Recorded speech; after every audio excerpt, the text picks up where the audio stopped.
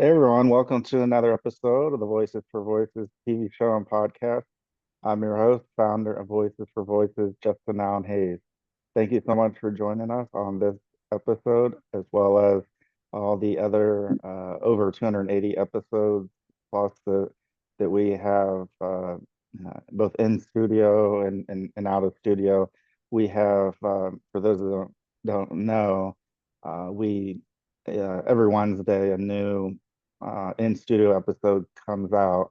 The interesting part with that being that it's a TV studio, we have to film those ahead, and sometimes we miss, may miss current events or guests that we want to talk to in the meantime, and we don't want to wait, especially since we just filmed the last week, so we'd be waiting another 3 weeks to film, and then it would be the following month of uh, of August, and then the first week, actually probably the first 2 weeks of September. And so that's why you may have seen and heard quite a few out of studio episodes this season four than what you have prior, because we love sharing information. We love sharing people, their stories, the things that they do, ways that we can connect with them. And that's what Voices for Voices is for. It's a platform to be able to do that. And so we want to maximize that anytime we can. And that remains the same way with our last episode with guest author Ben Sanford, who is also our guest in this second part. Author Ben Sanford, we're having such a good conversation, and the way Zoom operates, it kind of finds its own time when they think that the show should end, and the show ends. So we weren't able to properly uh, talk and share about Ben's series and his books. So you, the readers, the viewers, the listeners, whether it's you or somebody you know, or maybe it's a birthday or a holiday upcoming that you may have an interest in the books he writes, or you may just like a good book to read on the beach, on vacation, or on your commute to and from work. So Ben, thank you so much for joining us on this the second part. Thanks for having me. You bet. Yeah, if you'll be able just to pick up or even start over is quite okay Yeah. with the characters and a little bit about the worlds that happen to disseminate those. Okay, I guess I'll start off with Arax because that's my main story because it's that series is actually complete. I just finished book seven. Um, both of my series are fantasy epics, so they're on a large, grander scale. Arax is set in a different world than Earth. And it's set in 500 years in our future, and there's a lot of back history to it. So it's a medieval world where people are still fighting with bows and arrows and swords, kind of like the Roman Empire. The main antagonists are gargoyles, and if you I have in the back cover, the back cover sort of sets a synopsis for the story. I'll start off with that, and then Mm. I'll talk about where the meat of the story, where the characters are that matter. um so basically at the beginning of the prehistory of Arax, gargoyles were actually servants of their god Yah, and they betrayed him. And in the rebellion, he cast them down to Arax, but he put them in mortal form in the hideous creatures that they are, which is gargoyles. They used to be beautiful, angelic creatures, but now they are deformed creatures who breed in great numbers, but they don't have any magical powers. And they despise mankind and want to destroy mankind. So the creator, Yah, rose up a human champion to defeat them named Cal. And he was pure of heart, and he got his vision of what this ancient god wants him to do for their world, and he unites mankind to defeat the gargoyles. But his lords betrayed him. They didn't want to follow along with what he wanted, and basically they disobeyed God themselves, their God. And right, but when they look like they can finally destroy the gargoyles for all time, they betrayed him, and then his kingdom fell to ruin, and they raised up their own kingdoms. But since they did not defeat the Gargoyles, their own kingdoms fell in kind over the centuries, one by one. And then, therefore, mankind was in this balance against the Gargoyles. No one can either really destroy the other. And this went on for almost 2,500 years until the main antagonist in the story, named Tyro, a human, who led a revolt against another group of humans, aligned with the Gargoyles, and which tipped the total balance of all of Arax. Now, at the start of the story, he now controls all of northern Arax, and he's threatened to sweep south. In the backdrop of this, a young Tory, a Tory is the middle kingdom of this world. Still, they're a good human kingdom. You know, you define how good they are by, you look at their history. They're the only ones that are still held true to what King Kale wanted to do long ago. And so there's a Tory farmer who's got his only son named Tarin, and his son's going to go to journey off to be a scribe and assistant to an ambassador who's an old friend of his father's in this area that's somewhere in between Tyro's empire and Tory North. And his father gives him a sword, a magical sword with mysterious powers to it. The rest of it's a mystery. You'll find out as you read the story where it comes from. And he's like, what do I need the sword to go on this journey? Well, that'll be explained as you begin the story. So the story begins with Tarin is just going to become a humble scribe to a king's minister. And then he eventually he meets all the other characters that become important in the story. And he takes on a central role, that's an unforeseen role that he doesn't realize he was actually destined for this. There was nothing mistake about it. Where he was groomed for his role, and that's going to come the war that's going to break out between the Gargoyles and the humans in the north and his own kingdom. And eventually the story will encompass all the other realms of Arax. There's another group of creatures called the Janai. They're winged creatures. They're like winged humans. They're more exotic than regular humans. And they're the opposite number of the Gargoyles. They're kind of like servants of Yah that were put down on Arax and also in mortal form, but they were more beautiful and more graceful. And they're supposed to help the humans, help guide them to fight the Gargoyles. There's reptilian warriors, there's ape warriors that speak, all these different creatures. So what happened, the whole story ends up being trying to unite all these different peoples against this great darkness that's going to encroach upon them. And that follows the entire course of the book. There's a lot of a lot of stories of repentance throughout it, and the people's hearts change as you see that other people, hearts stay hardened, they don't want to do it. It's really about the brotherhood of the characters, whether the sisterhood of the characters to unite, come together, and you see their journey. There's also side characters from Earth who are stranded on this world, and they have modern technology and they talk and act like we do. Where these people on this planet.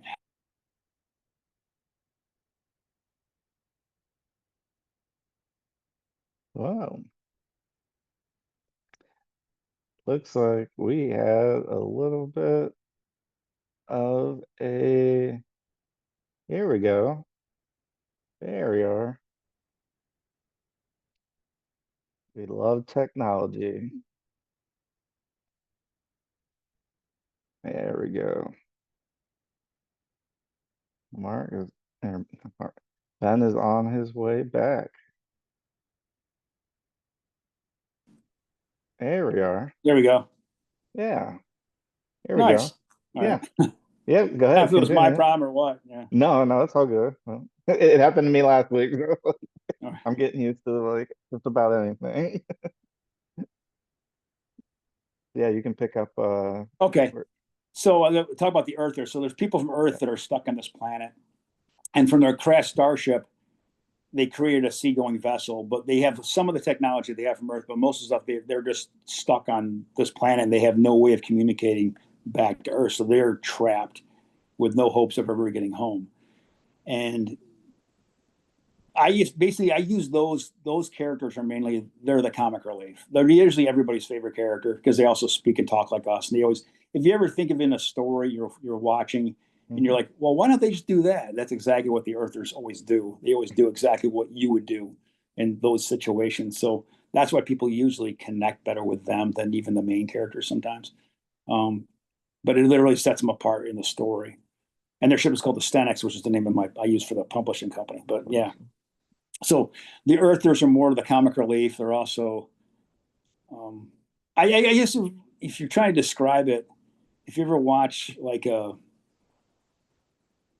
I don't know if you ever see it, whether it's a TV show or a movie. Mainly, if this happens in TV shows, you have a secondary character that really steals the limelight, and the writers always make a mistake of turning that person. Well, let's make them the main part of the show, and it ruins everything, right? Like Han Solo in Star Wars is best as the secondary character. Luke has to be the main character that allows Han to just be Joe Cool. Um, if you ever remember the show Happy Days growing up, Hmm. Fonzie took over the show. He was great in the first two seasons when he was just a minor character, and he's awesome when he shows up. But when they just made the whole thing about it, and ruined it. So as a writer, you got to be careful if you have a characters who are like this. They threaten to take over everything. You have to keep them. Don't let them take over the whole story. So the Earthers in the story are, when you're reading the books, they're like, okay, these are the guys you'll identify with because they're from our world, even though it's set in the future. Um, and trying to explain it beyond that, it's like, so basically you're just following this entire war as it happens. So every single book, I have all the armies in the back of the book, and they change because of the different losses in the disposition, and sometimes the alliances shift. But as you're following the story, you can go use that as a guideline so you can keep all the, because there's so many. Eventually, there's so many names, and you could get lost um, if you don't try to keep on track of it. But I try to keep the pacing slow enough at the beginning so you can get invested in the main characters and then grow from there slowly. My second series is called Freeborn. And while the first series has a lot of Christian underpinnings to it, Freeborn is not, but it's not opposed to it either. Freeborn is more of a metaphor on power and magic, and how always funny watching people write books or even show movies where there's a magic system and people who have magic are being oppressed. I'm thinking, well, that would be like a power source, unlike anything else. Of course, people would abuse it if they had it. If you look unchecked power, then people always abuse it.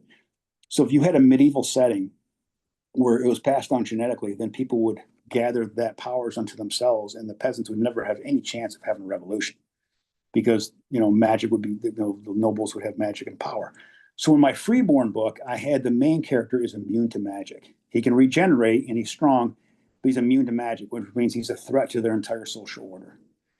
And his father's a king of one of the realms, but he doesn't want to become king. He wants no one to kneel to him, and he doesn't want to kneel to anyone else. He wants to be free and just choose his own world, his own way, which just seems totally alien to all of their belief systems. At the beginning of the book, he follows through a portal that his grandfather has uncovered, and only he can access it because he has anti-magic. That's why he's immune to magic. And he goes to the Old West for like 5 or 6 chapters. And I don't sugarcoat the Old West. That's a dangerous place. But it's in the story. It grounds him, and he finally sees a world where there are no kings and nobles in charge. Right?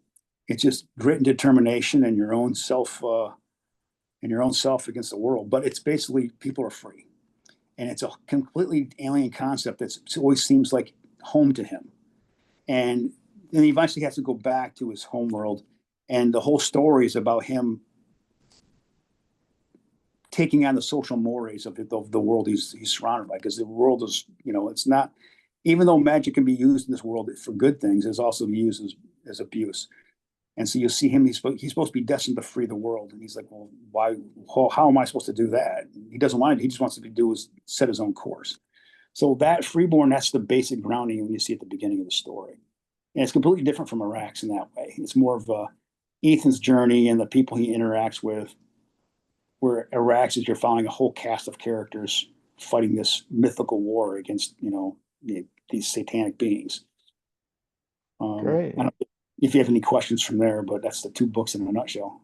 No, I don't. I like the way that you're able to separate them just as they are. I think both, I don't say genres, but both of those anthologies, I think are very well thought out when you just mentioned the pacing of how this is like one thing as just like a layman.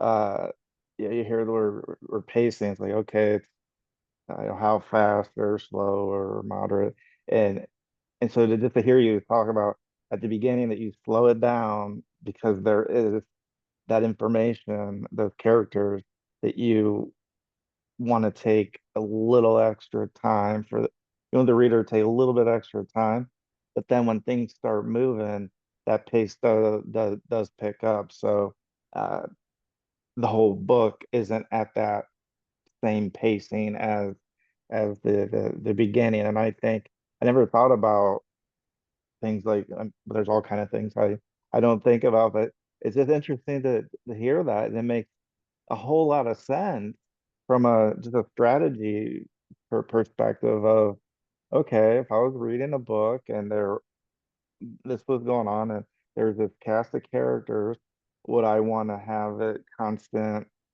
speed throughout or pacing, or would I change it? And I think for viewers and listeners, I think that's something that's a good takeaway for aspiring authors, uh, authors, if you're already an author or know somebody that we don't have to be in a box. That you know you have control over that, and I think that's just a perfect example of you have control over the pacing as you're the author, and you make a decision like slowing down and then making things faster, and then maybe there's times in other books where maybe the ending might maybe that slows down or it could and not to think that well I have to do it consistently all throughout or I'll say or else but people might not be interested or they uh I don't know because I've read a lot of uh, James Patterson, and they're just like real fast, and you just take turn, and it's similar throughout. Whereas I was like, okay, I I actually would prefer if there was more kind of more meat at the beginning of some book, and it would book would take a little bit of a slower approach instead of that consistency all through because I think, as we all know, our minds and our brains all kind of grow and at their own speeds, and to have a little bit of a change up isn't a bad thing. I guess I've always struggled. The parts I had to change a little bit is because I was very at the very beginning. This is about the war, so the battles were intricate and detailed. And as you mature in your writing, you're like, okay, then some of the battle, okay, I need to make it this get to the point of it and not go into like I would lose like it's like the men that read the book loved the battles and they would read every line. Mhm. The women readers would be like, okay, they glaze over some of the battles, right? Then there's other parts that are like, the dialogue, which people, people love that and everything else, but it's the battles themselves, trying to shape it. Particularly, I guess when I got to the Siege of Corel and in book two, which is the pinnacle part of the book, I have the longest chapter I ever wrote is basically the siege from day one until the day before the final assault.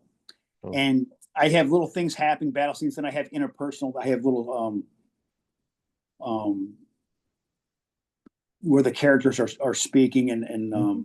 different emotional things happening along the way to break it up because you can't just go constantly through. You have to break up the action scenes, and otherwise you lose people. It's like it's just too much. You got to like let the people collect their mind. Okay, this is what happened on this day of this day 24 of the siege, and there's a small action here, and then this happened here. Then these few characters talked here. It's enough where you got interspersed when you have lots of action going on. You got to give those little human moments that allows to ground the reader back and let them collect themselves and catch their breath and have a heartfelt moment going on between two different characters. So I guess learning to do that and make it so the battles are interesting by adding the human character with it and breaking it up is the one thing. It's like when I first started writing, I wasn't doing that. That's like you have to do that, otherwise you lose the writer or you lose the reader.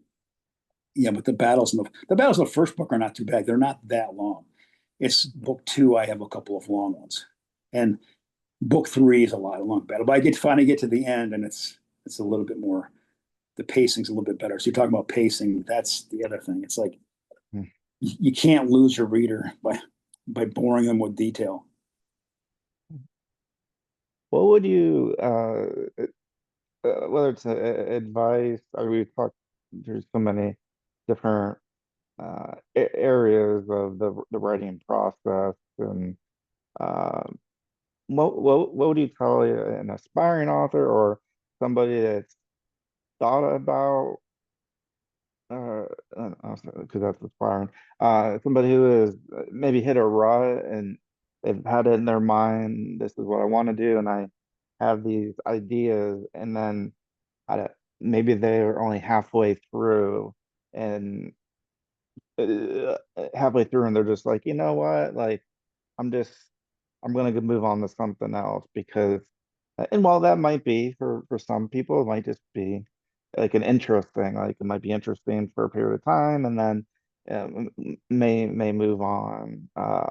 But Well, what would you kind of guide heard just that as was it 80. Of course, the statistics always get you wrong, but they said that was it 80% of the population has thought about writing a book, but only like maybe 3% put any effort into it, and of those do it. No, most of them don't complete, and those that complete never get it published. But I say this: with Arax for me was a story that got in my head. And I'm not a writer. The story got in my head, and I wouldn't let me go. So I kept rewriting it and putting a little effort into it my entire life, and I just wouldn't stop. And I finally, in my mid-30s, I just started like, I just need to start from scratch and rewrite. I already had the outline because I wrote the first book in high school. I just rewrote it. Um, and it's still not great. The first two books of Arax are not great writing. They're still by my standard now, they're not great writing. But I didn't give up. And the whole thing is I would suggest you do is if you're already halfway through anything for your manuscript, whatever it is, don't go back and try to fix the beginning of it. At least for the first book, finish that first story, right? And then outline what you want to do for your sequels. If it's a series, if it's a standalone, then it's even easier.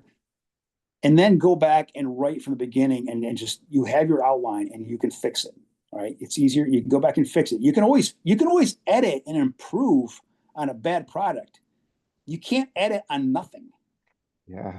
So if it's a bunch of blank pages, it's like I can't help you with that. But if you have something there, we can move this around. I mean, think about that. You would do this. I don't know how you edit these things here, but we can. I could talk a bunch of mumbo jumbo. I've done a one podcast. I thought it was sounding like a moron, and the guy edited it, and like I sound like Einstein. It made me sound like it was really brilliant, but but it's because the editing, right?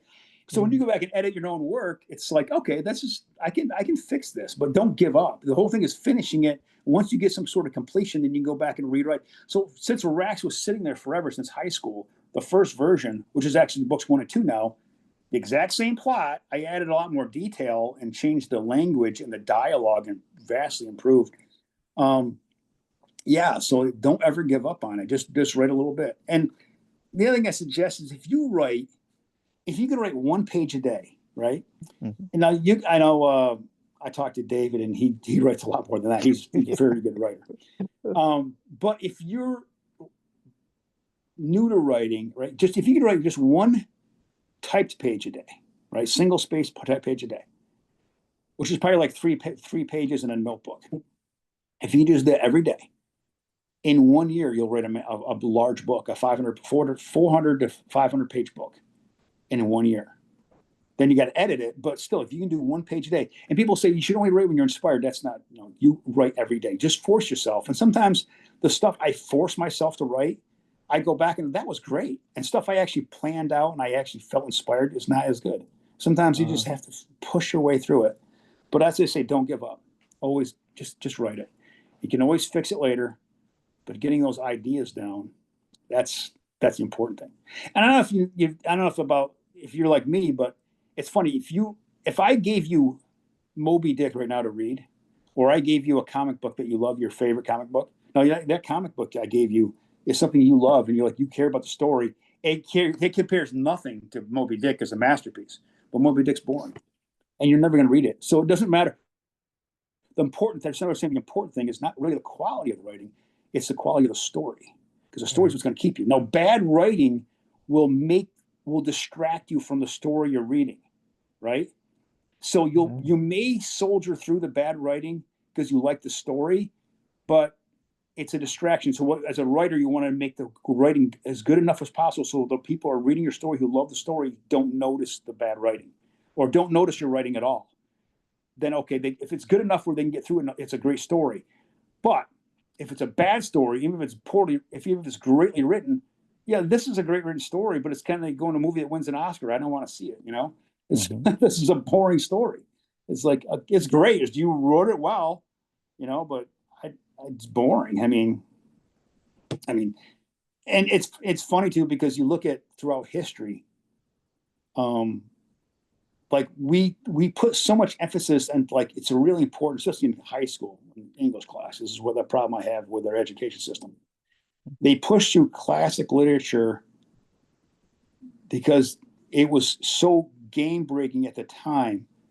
But the problem is they lose the forest for the trees. Okay, so for instance, the first cave painting, the first caveman, they come in, you look at the wall, there's nothing. You might have passed stories down orally, but as soon as one guy decided to draw a painting on the wall, they're like, oh, wow, this is awesome. Look, we had a blank wall. Now we have this painting of Uklu killing the mammoth. All right. And then along came, the Greek tragedies, right? So people are reading like, if you ever heard the Greek tragedy, they're terrible stories. I mean, Oedipus sleeping with his mother, people killing their sibling. I mean, this is awful stuff. But at that time, for what they had before then, it was like, this is groundbreaking. We get to go see a play. And then Shakespeare comes along and we hear it in Old English. We don't understand it. We don't really, it's hard for us to understand it. But at the time, and the stories are good for their time, kind of like Beowulf before. And Beowulf's a terrible story reading it now. But back then it was like they had nothing else to compare. That's a great story. So Shakespeare at its time is groundbreaking. It's kind of like their Star Wars. This is fantastic. But we find it boring because we have built upon everything story is built upon itself. So then you get to the 1900s, you read these early books that come out. Some of them are fantastic. It can hold up at the Count of Monte Cristo. But I said ones like Moby Dick or the Scarlet Letter and things like, I don't want to read this. And you're making kids in high school read it. They get bored of reading and they don't want to read. So that's why it's like you got to have, you look at a lot of contemporary writing, even some of it still doesn't hold. People aren't interested in it. It's like you want to read of Mice and Men or stuff like that. I didn't enjoy it. Some people will love it and think I'm a jerk for saying bad stuff about it. But our attention spans now are very shorter than they were before, and since we already have all this volume of information behind us, it takes a lot to entertain us. So it's like they need to put more focus, I think, in our education system on reading stories that people really want to read.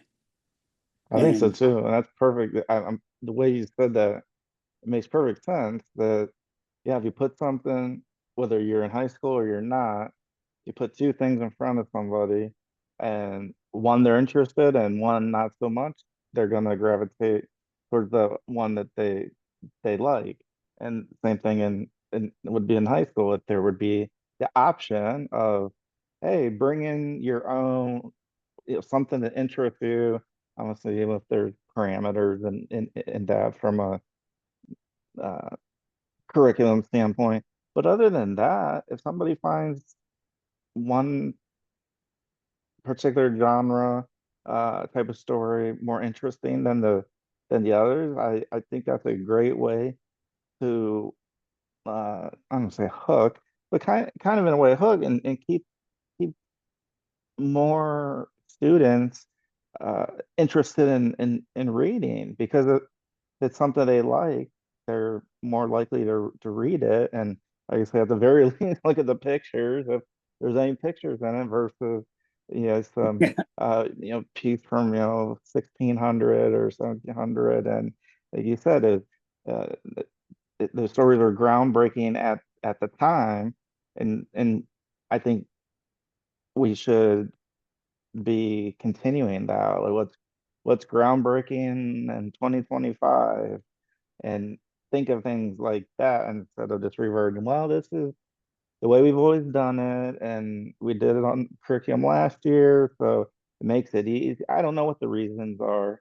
That's a kind of discussion for another day, but little bit connected. But I mean, I can think of myself back in high school, and yeah, if I had the option to, I don't know, read about sports and the different rules or that would have been way more interesting than a lot of the stories and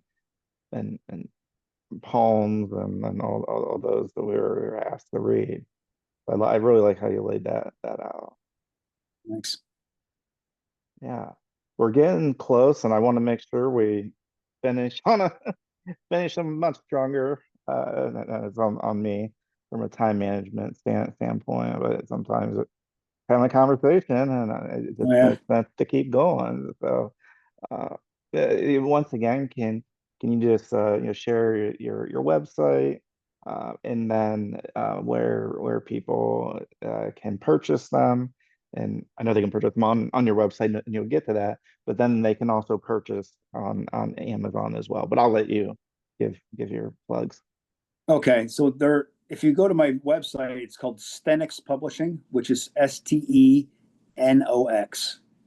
Stenox, stenixpublishing.com. And all the books are all on there. And there's a little synopsis for each of the both of the series. And they're also, of course, on Amazon and Goodreads if you want to look them up.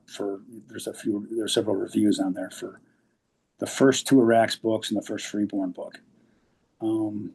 That's funny because people leave reviews. They always leave for the first two books. They don't leave reviews for They don't, yeah, they don't. right. Um, yeah, so stenixpublishing.com, Stenox. Trying to think where else you can find them on there. Yeah, but mainly that and Amazon, and they're on. If anybody has Kindle Unlimited, I Oh, have all the books are available there for free on Kindle Unlimited. So, but I have to warn you, the map for Arax is in the back of the book. That's why, yeah. like print copies always cost more. But yeah, but for the Arax books are, and they're pretty. Even for if you don't have Kindle Unlimited, they're not that expensive. I try to keep at least the first 6 or 7 books, or there's at least 4 or 5 books pretty cheap on the. If you people want to, some people like to do e-readers, or lately some people like to do print. Hmm. Whatever people's preferences are. Yeah, but Stenix Publishing. I'm not very what do you say, well attuned to technology. So, Hmm. like managing the website has been very challenging for me. So, but even your podcast, luckily it was an easy connected link, so that was nice. Yeah, I was hoping to like try to keep it. I'm the same way. It's like if I got to do 7 steps when I can do one, like I'd rather do the one. And uh, so yeah, If I I try to. gave David has my TikTok connection, and I try to put a lot of previews, a little. I do little scenes from mainly the Arax books. I haven't done the Freeborn ones yet, but I do little scenes from each of the books. At least the first 4 books so far. There's a little snippets here and there. I try to do scenes that doesn't give away the plot. Yeah. That a little, just a little teaser here or there, kind of like you would do for like a commercial, but it was basically a slideshow and with a music in the background that may be appropriate for that scene. I will say Freeborn though, there is a love scene at the end of book 1 on a scale of, I guess on the one review I had on a scale of 0 to none to 5 would be around. It rank as a number 2. Yeah. So it is, keep that in mind. That's not appropriate for children, but it's a married couple on their wedding night, and I try to keep it subtle enough. So just be my good. Freeborn book 1, there is a love scene at the end of it. And I Arax appre- book 1, there is yeah, too, but it's not. It's very subtle. So it's once again somebody on their wedding night. yeah. I appreciate you doing that and just looking out for Right, kids. looking out for kids. That's so important. Ben, thank you so much for sticking with us for 2 episodes. Yeah, thank you for Thank having me. Absolutely. It's been a really blessing to have you and learn more about you, the work you do, and to share with our viewers and our listeners. And uh, I encourage each and every one of you to head over to Stenix Publishing to take a look and make a purchase if that so moves you, or if you're on Amazon as well. But I think we would recommend Stenix Publishing from a uh, more of a, it's going to be more of a positive impact. Uh, there's oh, let's call it what it is. So Amazon likes to take a little bit of money out when you sell a book, and so if have Well, the you're able Stanex will to, connect you to Amazon probably, so it doesn't. oh, it will connect you. Oh, Yeah. okay, okay, okay. No, no worries. I was just, The only thing I would ask, if anybody reads them, even if you don't like it, just give me a review. Reviews yeah, are reviews are helpful. You they're know, helpful. Yeah, yeah, because you and read even them bad and reviews are not bad thing because it's like bad reviews. Just be honest. And bad reviews, people like when if you look at somebody's book and they're all positive reviews, it's like, well, these are all fake. yeah, Right? Because yeah, even the best books written don't have all positive reviews, and mine right, isn't the best book written. So, yeah, right, it's you just be honest. It's like, but if great, you get, I will just say this: if for your Christian viewers, if they get to the end of Arax, they won't be disappointed. And good. Freeborn is a different genre altogether. So I try to, but they will enjoy. I think they would enjoy either series. But Hmm. it's yeah. But Arax has got to at least get book at least to get to book three to see the thematic undertones of the story. Good, The book one and two sort of sets up. Book one sets up the adventure, and book two is basically jumps into the action, and book three is yeah, it gets into the more deeper stuff. But great. Yeah, yeah. Thank you for sharing that and jumping in. I appreciate you, thanks for having. Ben. Yeah, absolutely. And our viewers or listeners, again, whether you're in the United States or in any of the, I think we're at 78 countries that have watched, listened, and just almost 800 cities. It's really just incredible. And you get started, you have this hope that you want to reach and reach nothing, reach the masses, no matter where they're at. And so we're really grateful to each and every one of you that tuned in, watched, listened. Uh, Check out Ben's work. Check out his books. I recommend making a purchase if that so moves you. We would highly encourage that. So until next time, I am founder of Voices for Voices, Justin Allen Hayes, and please be a voice for you or somebody in need. Goodbye.